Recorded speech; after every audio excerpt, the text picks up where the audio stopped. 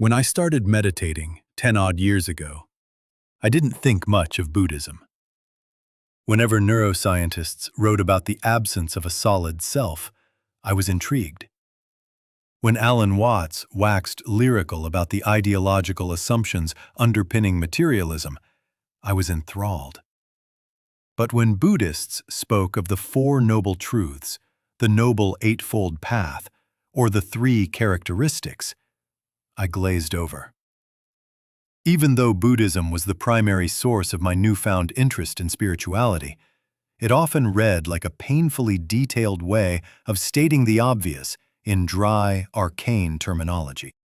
Plus, it seemed unnecessary.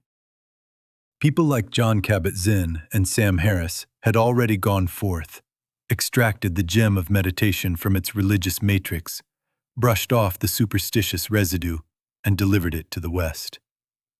Why would I learn to meditate from an outdated religion when a modern approach was available? Learning about meditation through Buddhism seemed like learning about physics through Aristotle. Nowadays, I thought, we know better. But as my practice has developed, I've changed my mind. Ignoring Buddhist wisdom now seems less like ignoring Aristotle and more like ignoring Einstein or Newton. Buddhism contains a body of introspective genius unparalleled in Western thought. Its teachings can free the mind from the shackles of evolutionary, cultural, and personal conditioning, revealing an oft-overlooked freedom intrinsic to awareness. This freedom can then become both a refuge and a lodestar, fundamentally reorienting how one pays attention, and by extension, how one experiences life. Within Buddhism's brilliant teachings, however, lie some strange relics. The canon is filled with stories of devas, deities, and psychic powers, which are hard to take literally. Fortunately, Buddhism does not demand belief in these elements. They can be interpreted as mythological metaphors, which illustrate the teachings and inspire practice. For instance, when the Buddha takes his half-brother to a heaven realm inhabited by nymphs whose beauty far surpasses that of any human, the point is not to arouse belief in such a realm. Rather, it is to show the painful futility of desire and the peace available once it is overcome.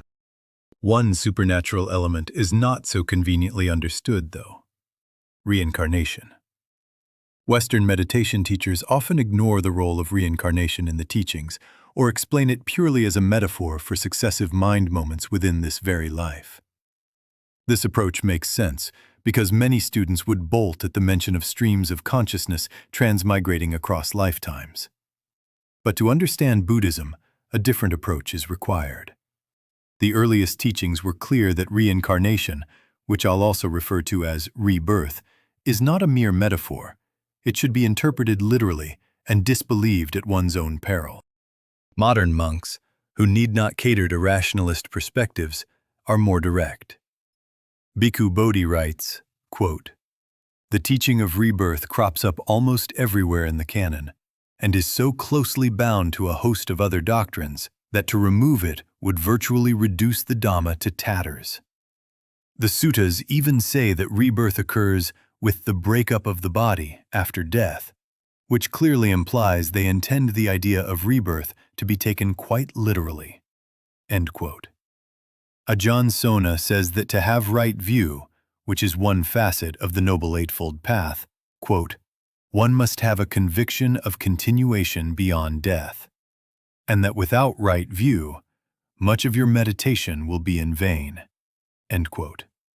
Similarly, Bhikkhu Analayo notes, quote, "The standard definition of wrong view in the early discourses explicitly covers the denial of rebirth." End quote. According to Buddhism, rebirth is a fact. I initially thought that reincarnation's significance was solely a matter of religious confusion. After all, every religion has its share of odd dogma. But over the years, I've experienced, in a way that leaves no room for doubt, the value of the core tenets of Buddhism, including the Four Noble Truths, the Noble Eightfold Path, and, especially, the Three Characteristics. As my mind has gradually, and sometimes suddenly, opened to the liberating power of the Dharma, I've softened my stance on reincarnation. While I still don't believe in it, I do believe it has something to teach us. Whether or not it's true, the idea of reincarnation is useful. Understood as an aid to meditation practice, and a view that promotes the good, its central role in Buddhism makes more sense. To fully grasp its utility, though, we must first understand what Buddhists mean by rebirth. Upon learning of the importance placed on rebirth, I had one big question. What reincarnates? Because Buddhism denies the existence of a concrete personal identity, I could not understand what, in theory, migrates between lifetimes. If not some sort of soul or personality, then what? However, this question is misguided for a fundamental reason.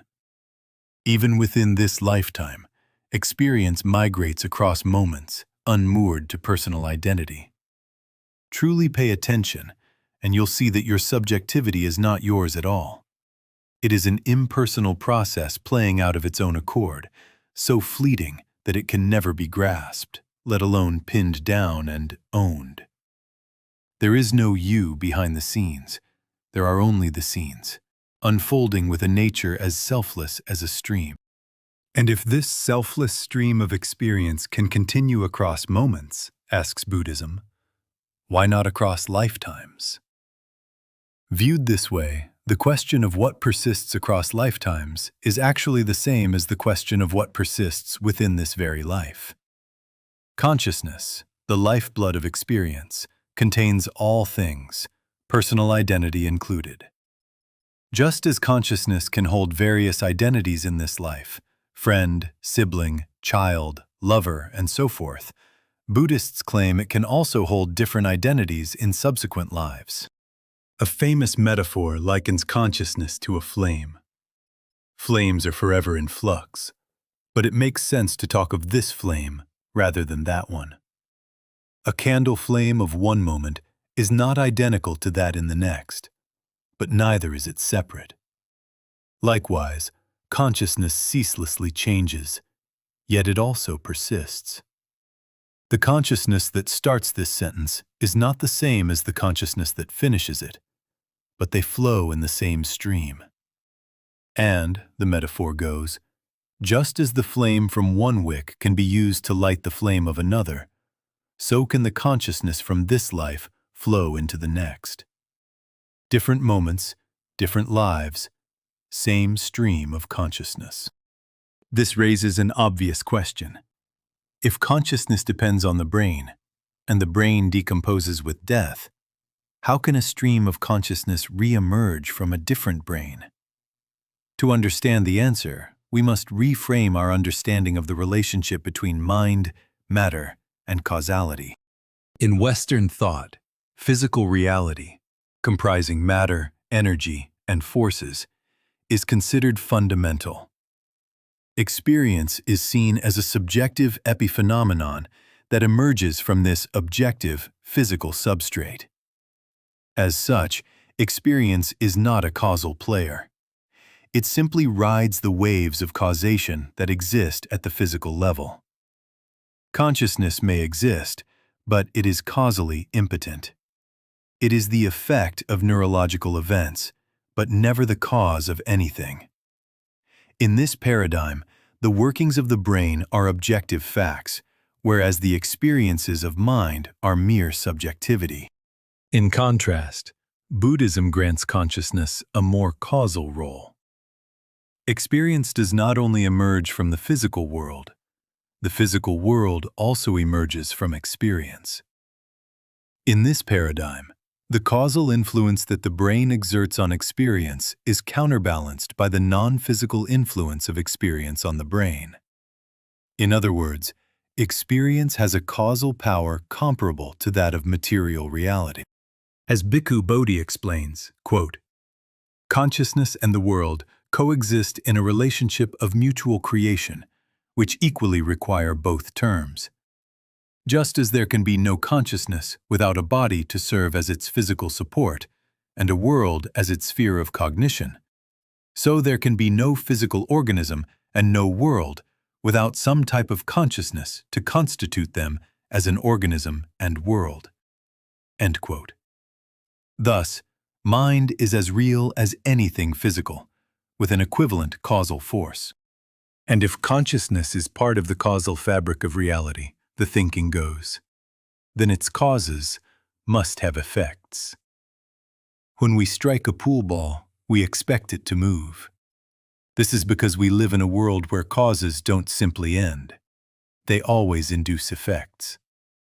If the pool ball were unaffected, this would make no sense. Likewise, the causal momentum of consciousness cannot simply cease. In the Buddhist view, where mind is as much a causal player as matter, this would make no sense. Consciousness continues beyond death because the decomposition of the brain is not sufficient to impede its causal flow. Whether or not you agree with the rebirth bit, this framing, in which experience has real causal effects, is worth pondering. We tend to think that reality is made of two parts: the objective physical world and a subjective psychological one. We then assume that the physical is somehow more real than the psychological, which causes us to discount the importance of cultivating healthy minds. But how could consciousness be any less real than the brain states upon which it interdepends? Both occur within reality, and neither occurs without the other. To believe that consciousness is somehow less real than its corresponding brain states is like thinking that when a coin lands heads up, the tail's downside is irrelevant to the outcome. Experience is reality, just as much as the sun or the moon. By appreciating this fact, we are better oriented to give it the care it deserves. Buddhism grants a significance to experience often missing from Western thought. But where Western traditions downplay the reality of experience, Buddhism overemphasizes its role in the cosmos. To understand why, let's turn to the mechanisms which drive rebirth.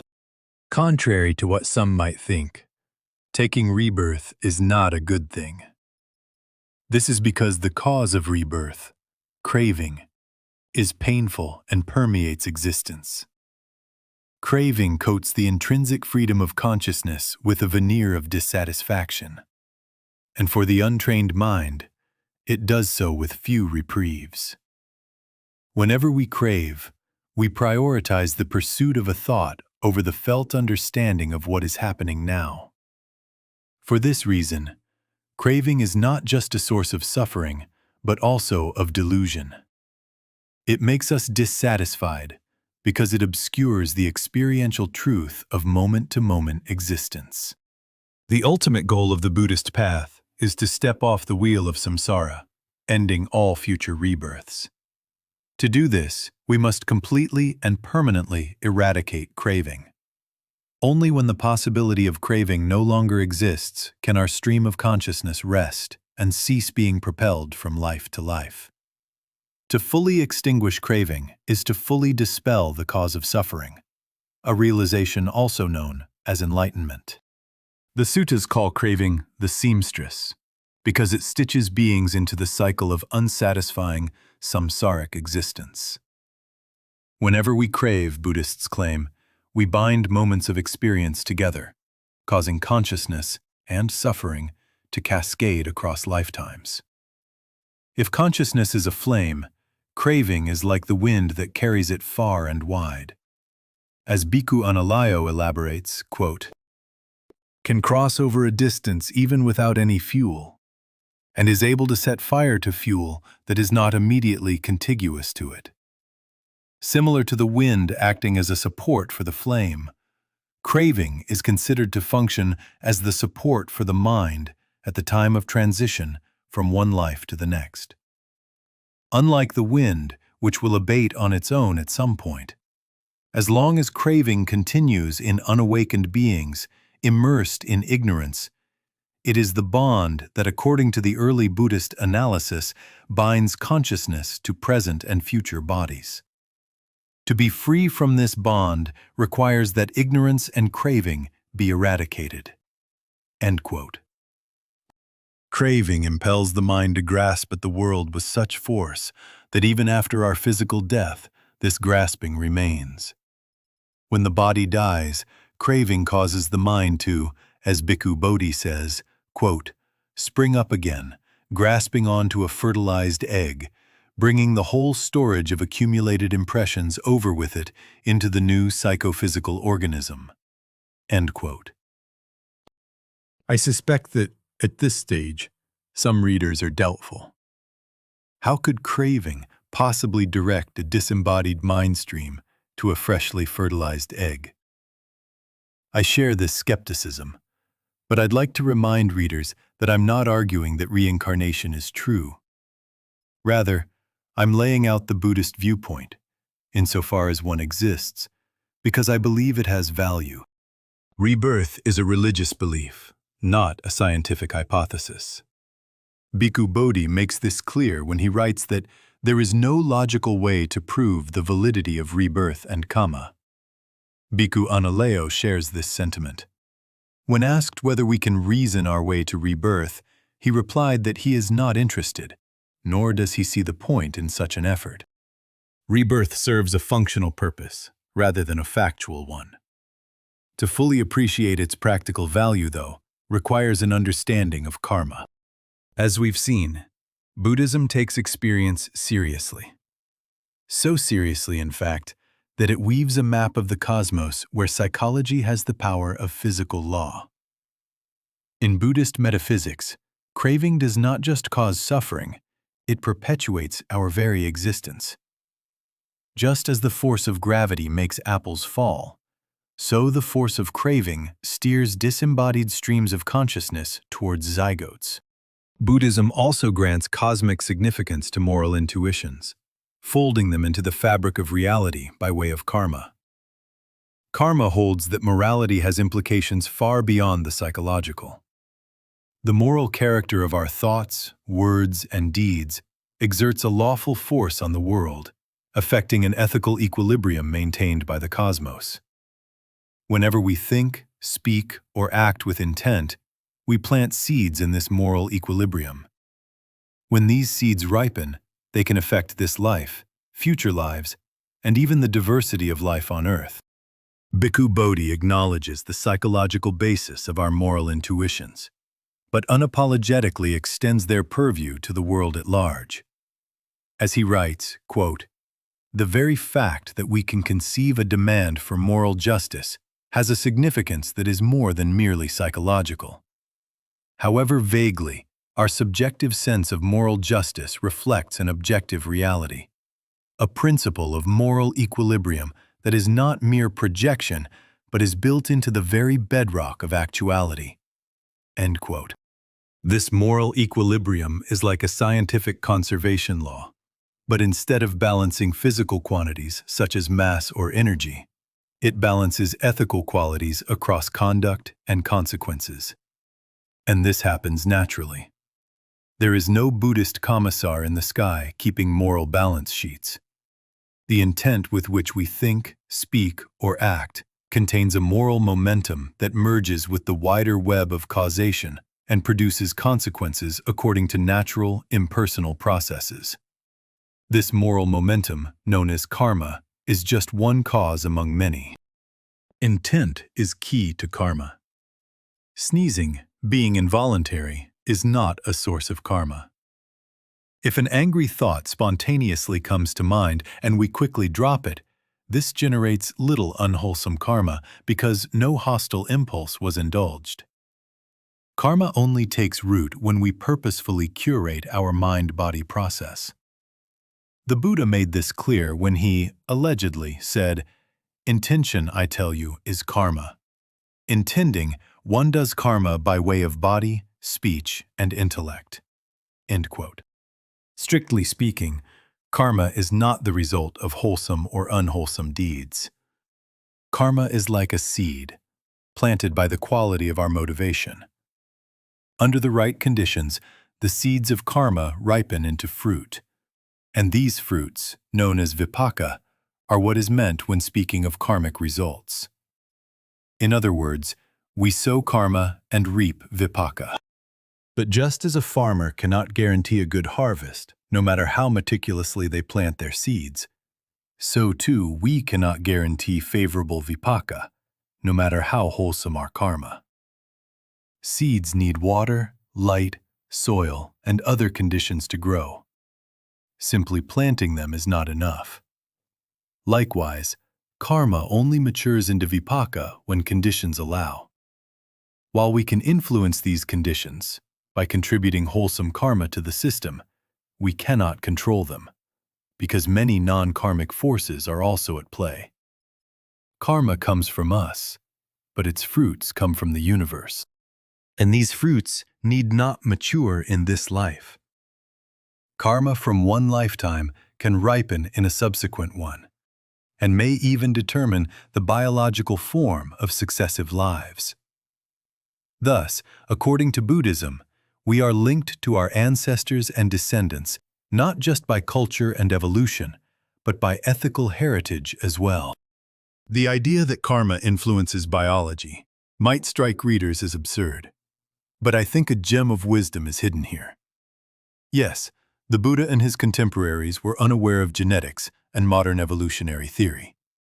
Yes, Buddhism strains belief in claiming that, as Bhikkhu Bodhi writes, the particular body with which we are endowed, with all its distinguishing features and faculties of sense, is rooted in our volitional activities in earlier lives. But a view in which consciousness shapes the diversity of life actually makes sense, whether or not the specifics of karma are true. Reflect on the evolution of the eye. We typically think that eyes evolved because they allow organisms to see, and seeing brings obvious survival benefits. But it is equally true to say that because of seeing, eyes evolved. For without the experience of seeing, what use is an eye? If seeing did not coincide with eyes, they would not have persisted in the evolutionary tree. In this sense, certain forms of consciousness, such as seeing, lock in certain forms of life, and vice versa. If the above example seems too panpsychist, perhaps you object that vision need not be experienced to be useful. Instead, consider feelings and the brain. When animals, including humans, fear something, they generally avoid it. As a result, the tree of life has produced myriad nervous systems capable of feeling fear as a protective measure. But once again, the influence flows both ways. For without the experience of fear, such nervous systems would never have taken root. Evolution might have briefly stumbled upon them, but lacking any experiential oomph, it would have passed them by. The same is true of feelings of love, lust, happiness, sadness, and disgust. Academic discussions of philosophical zombies aside, we all know that conscious experiences influence behavior, and many neuroscientists are starting to agree. And because behavior affects evolutionary prospects, consciousness is a key player in the diversity of life. This has potential implications for how we treat other life forms. If eyes could independently evolve upwards of 40 times across insects, cephalopods, and vertebrates, why not also fear and pain? We like to flatter ourselves with the idea that we hold beliefs because they seem true. But this is, at best, a half-truth. In reality, we tend to think something is true because we already believe it.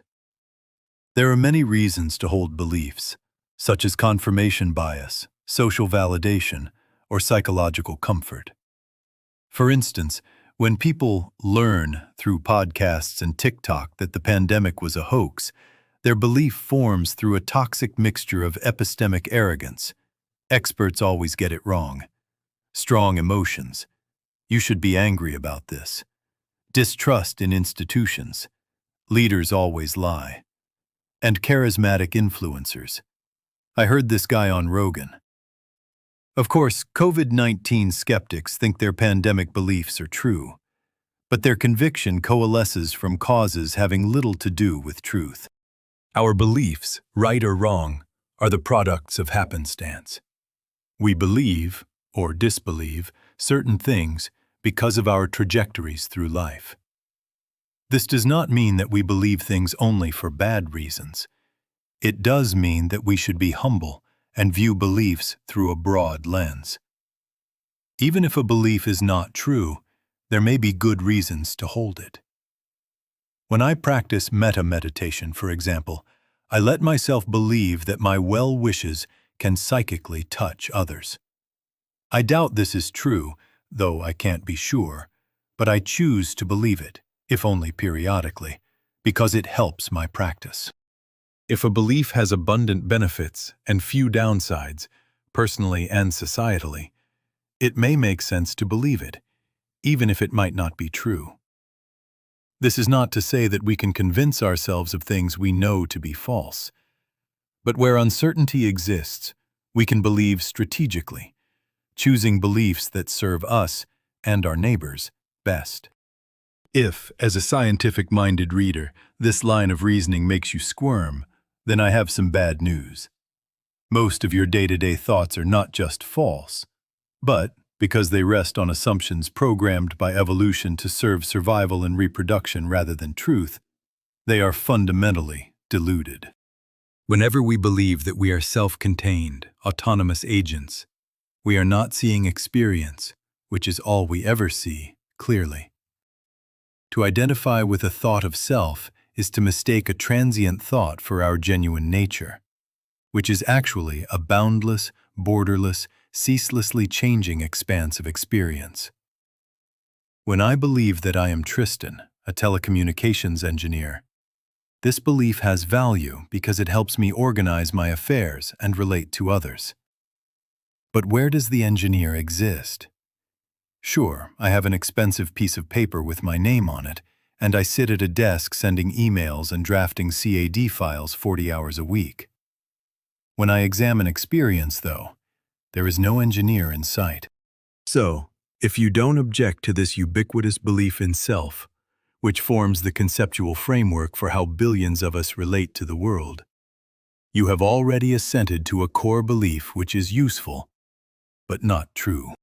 Meditation makes the contingent nature of belief more salient, granting us greater flexibility in how we relate to our beliefs. Bhikkhu Analayo touches upon this in his book on Nibbana, where he writes, "For one who has seen the escape from constructing, anything constructed, that is, anything contingent, including any view, can no longer appear as real or solid as it may have seemed earlier. Hence, the acceptance of a view has been reduced just to the instrumental purpose of serving as an orientational reference point for progress on the path." End quote. Put another way, beliefs can be used as tools. With this in mind, we are now ready to consider benefits and drawbacks of believing in rebirth. Reason number 1. The quest for cosmic justice. The human moral sense is a source of much misery. We crave fairness and justice, but live in a world filled with wars, refugees, homelessness, corruption, inequality, violent crime, climate change, natural disasters, factory farming, nuclear weapons, human trafficking, declining democracies, aging, illness, and death, to list just a few. Cast your moral gaze outwards, and you quickly find ample reason for despair. We can and should work to improve the world, but it will always be grievously flawed. Rather than dwell on this fact, cultures invent myths that imbue reality with a sense of fairness. In some of these myths, our imperfect lives are just a preamble, and the moral balance is paid after death. In others, smart, hard-working people are rewarded, while stupid, slovenly people are punished, in direct proportion to their virtue and vice. By believing in God, meritocracy, or some other moral myth, we can dispel the distress that arises when our moral ideals meet the amoral bedrock of reality. Karma is one such way of satisfying our desire for cosmic justice. Bhikkhu Bodhi elaborates on this with characteristic candor.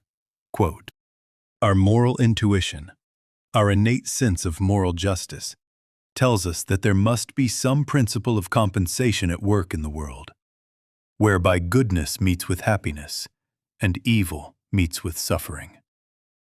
But everyday experience shows us exactly the opposite.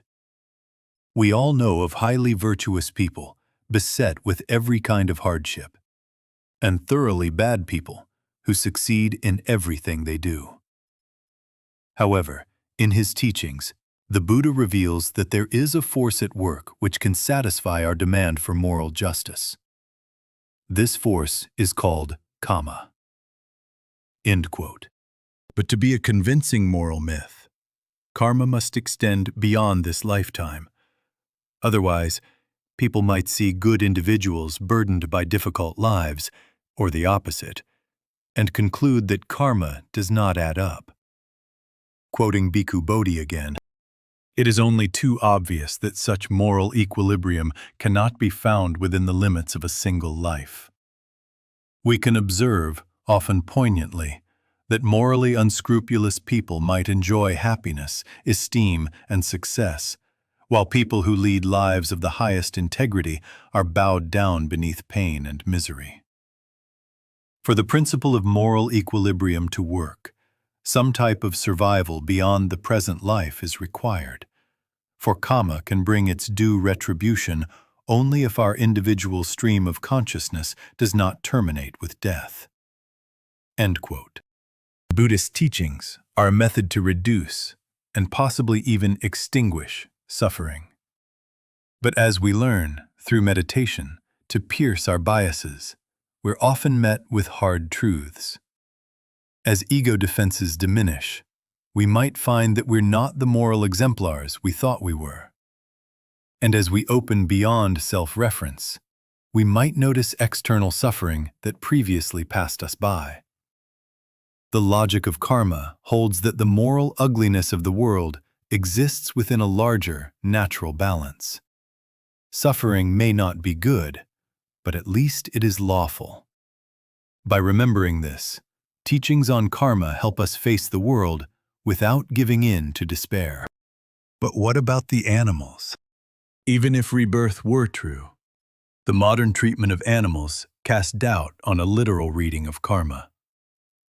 As Yuval Noah Harari writes in *Sapiens*, over the last 2 centuries, tens of billions of animals have been subjected to a regime of industrial exploitation whose cruelty has no precedent in the annals of planet Earth. If we accept a mere tenth of what animal rights activists are claiming, then modern industrial agriculture might well be the greatest crime in history."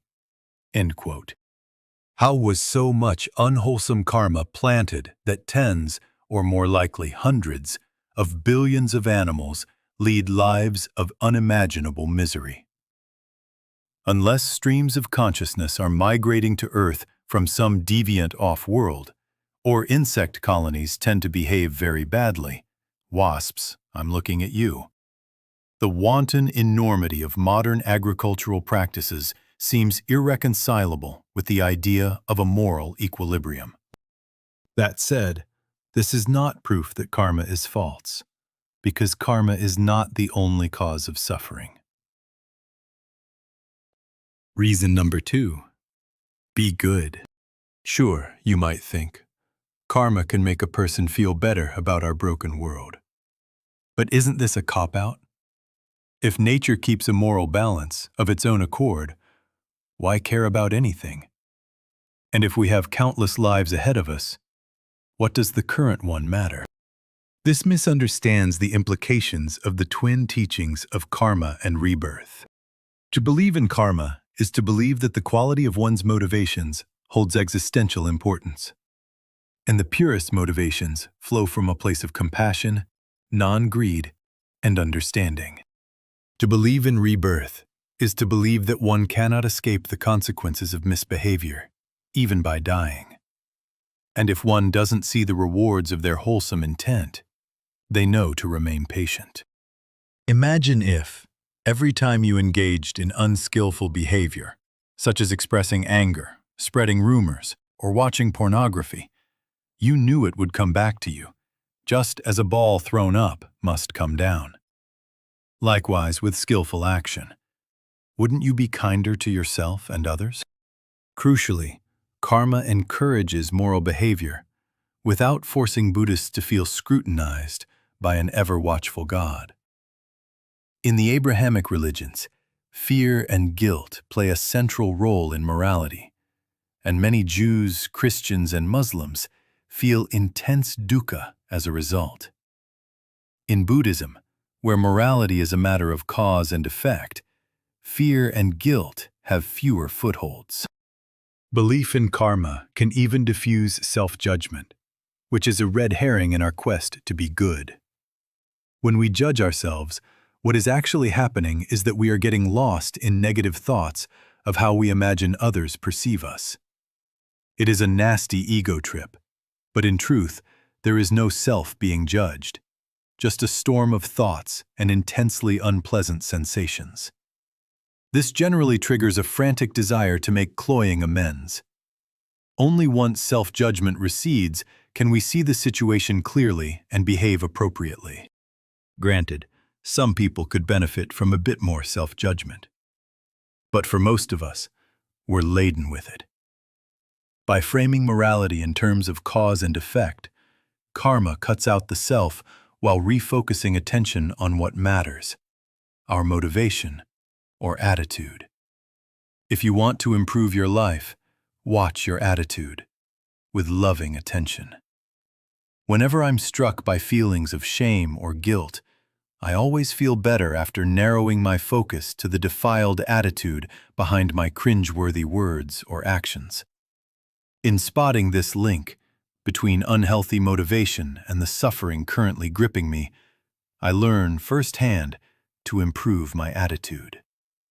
In this way, thoughts of karma prime the mind to supplant self-judgment with understanding. Reason number 3. Be compassionate. Samsara, the cycle of rebirth, has no beginning. As the Buddha reportedly said, a first point is not discerned of beings roaming and wandering, unhindered by ignorance and fettered by craving. For such a long time, you have experienced suffering, anguish, and disaster, and swelled the cemetery. This sounds dour, which is the point, as we'll see below. But, surprisingly, it can serve to expand our circle of moral concern. If we've all been transmigrating through countless past lives, then, as the suttas say, we have, at one time or another, been a son, daughter, mother, father, brother, or sister to nearly everyone. Families can be frustrating, but our sense of kinship keeps us caring. The concept of samsara helps extend this forgiving care outwards, making us less self-centered and thus less deluded. The ugly side of karma. In the suttas, a student asks the Buddha why there are short-lived and long-lived people, sick and healthy people, ugly and beautiful people, poor and rich people, stupid and wise people. The Buddha's answer is simple.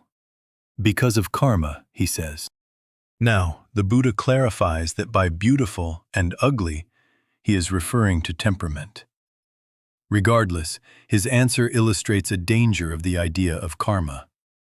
By curtailing the role of moral luck, karma makes space for the harmful view that, somehow, everyone gets their just deserts. Instead of searching for the childhood trauma, mental illness, environmental toxins, or host of other blameless conditions behind people's misery, karma tempts us to cut our inquiry short and pin people's problems on their mental quality and merit. Bhikkhu Bodhi explains that because karma is not the only cause of suffering, it should not be seen as a comprehensive explanation of present-world conditions. Someone might suffer through no fault of their own. Unfortunately, this does not change the fact that some Buddhists, lacking in wisdom, will enlist karma to justify their callousness. Reason number 4. Life is dukkha, but don't despair. Buddhism is refreshingly honest about the human predicament. By default, we are knots of dissatisfaction, meaning that we should endeavor, teachings in hand, to untie our suffering. Facing the human condition head-on, however, carries psychological risks. If Buddhism emphasized the pain of existence without also teaching rebirth, this would lead some Buddhists, who have not yet realized the liberating aspects of the teachings, to contemplate suicide. If life is dukkha, with decades more to come, why go on? Belief in rebirth makes suicide less appealing, because death is not the end of suffering. The only way to end suffering is to master one's mind by cultivating morality, mental discipline, and understanding. In this context, suicide is not a viable option, as it simply continues the cycle of suffering. On a similar note, rebirth makes it more justifiable to have children, and no religion can prosper if its followers are reluctant to multiply. If life's persistent struggles ended with death, some might argue that every birth is a tragedy that inflicts avoidable suffering on its recipient. But if rebirth is true, every newborn is a continuation of a pre-existing mind stream, meaning that birth does not add new loci of suffering to samsara. In fact, far from perpetuating suffering, each human birth is an opportunity, realizable through Buddhist teachings, to end it. Reason number 5. Whose body is this? Few people are satisfied with their bodies. We want them to be beautiful, but they grow old. We want them to be healthy, but they fall ill. We want them to be comfortable, but they fill with aches and anxiety. Westerners do not handle this well, as evidenced by widespread body dysmorphia, eating disorders, cosmetic surgeries, crippling self-consciousness, and obsessions with supplements, working out, and makeup. We expect our bodies to satisfy our desires, and suffer when they don't. When we identify with our bodies, we are especially susceptible to suffering.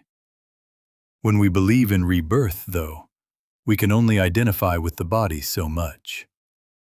If consciousness migrates from body to body in perpetuity, then this body is just a temporary home. It is less like something we personally own and more like something we temporarily lease. And, as anyone who has ever driven a rental car knows, we obsess less when something is not truly ours. Reason number 6. The case for spiritual urgency. It is all too easy to know how to lead a good life, yet lack the motivation to do so. Patience might be a virtue, but we happily pursue short-term, transient pleasures over longer-lasting, durable benefits. Consequently, our society is filled to the brim with compulsive, irritable people. In granting cosmological importance to the project of overcoming suffering, the Buddhist worldview places supreme importance on the cultivation of healthy minds. If intent has karmic consequences, best be mindful of it. If craving locks us into samsara, best hold things lightly. To a Westerner, an evening spent watching fluff on Netflix might seem like a good use of time, or at worst, a guilty pleasure. To a devout Buddhist, it is a distraction from the paramount goal of transcending samsara by growing in wisdom. The twin belief in karma and rebirth reminds Buddhists to pay attention skillfully. Essentially, it weaves mindfulness cues into a worldview, such that thoughts of birth, death, evolution, and causality all serve as reminders to be mindful. As someone who has logged countless hours lost in thought on his meditation cushion, who routinely watches horror movies instead of meditating, and who sometimes pins his faults on a non-existent self rather than the intent that drives him, the value of such reminders is obvious. Reason number 7. Finding balance by letting go of the goal. If someone's highest aspiration is to escape samsara, they are probably dedicated to their spiritual practice. But the desire for liberation can be a cause for frustration if approached unwisely. The goal of meditation is to develop a mind that is unperturbed, come what may. This requires a radical absence of expectations, so that experience can unfold without human preferences obscuring the view. If we constantly feel that we must achieve liberation, we might not even glimpse it. Like existential mulligans, rebirth takes some of the pressure off. If we haven't yet reached the goal of full liberation, that's okay. We have unlimited attempts. Reducing the stakes, if only slightly, fosters equanimity, improving our meditation practice. This also benefits Buddhist societies, because parents, teachers, caregivers, and other pillars of the community are less likely to drop out to focus on attaining nibbana. A small community of monastics can provide wisdom, perspective, and emotional grounding for their neighbors. However, there are only so many monks and nuns a community can support. If spiritual gains accrue across lifetimes, fewer economically productive citizens will be compelled to don the ochre robes. Reason number 8. Direct experience. Some meditators, while deep in practice, seemingly experience past and future lives. This has convinced many people that rebirth is true. As Bhikkhu Bodhi writes, quote, "Recollection of one's own past lives is considered to yield direct experiential knowledge, thereby being far removed from mere theorizing." End quote. I have not personally experienced other lives, but people's reports are fascinating. Such experiences are not just conceptual, they feel real, and can involve first-person and third-person perspectives. Although this seems mystical, a naturalistic explanation exists. Through meditation, we learn that thoughts, feelings, and perceptions are insubstantial and impersonal. Before learning to meditate, my hand might seem like a concrete thing. With practice, though, it becomes obvious that a hand as experienced is really an amalgam of changing psychophysical processes, including thoughts, sights, and sensations, and the idea of ownership is, at best, a useful fiction. With sufficient attention, concepts loosen and experience becomes diaphanous. Eventually, we can learn to see that nothing is stable or personal, including perceptions of self. At this stage, when mindfulness is all-encompassing, it becomes obvious that self-referential thoughts are just thoughts, not personal truths. As such, they don't stick to the mind. As self-reference subsides, experience grows less self-centered. From this impartial vantage point, thoughts of self and thoughts of other no longer seem so different. Visually, both take a third-person, from the outside perspective. Verbally, both often use the second person, as in the self-critical thought, "You are such an idiot." And overall, both are fleeting, insubstantial, and clearly not true in an absolute sense. Here, we can touch the wisdom of the 13th century monk Dogen, who wrote, "To study the way is to study oneself. To study oneself is to forget oneself. To forget oneself is to be awakened by all things. To be awakened by all things is to let body and mind of self and others fall away." End quote. To see experience this way takes a great deal of awareness, typically only accessible on silent retreats. The sustained awareness cultivated during retreats makes vivid dreams more common. And, as I know too well, dreaming doesn't just occur in bed. It also happens on the meditation cushion. I think that people who supposedly experience past lives during deep meditation are having hyper-realistic dreams in wakeful states, but with very little activity in their default mode network. Generally, our default mode network remains active during dreaming, keeping our autobiography online to some extent. But on retreat, we subdue it, and this carries over into dreams. Take a perspective no longer anchored to self. Combine it with the malleability of a dreamscape. Toss in a cosmology that takes rebirth as a given, and it is perhaps not surprising that some meditators experience other lives. This is not to belittle the phenomenon, though. Film, literature, and travel help us inhabit the viewpoints of others. Dreams of past or future lives offer another powerful way to cast our gaze beyond the horizon of self. Years ago, while on retreat in Burma, a fellow student asked Sayadaw Tejaniya for help discerning their past lives.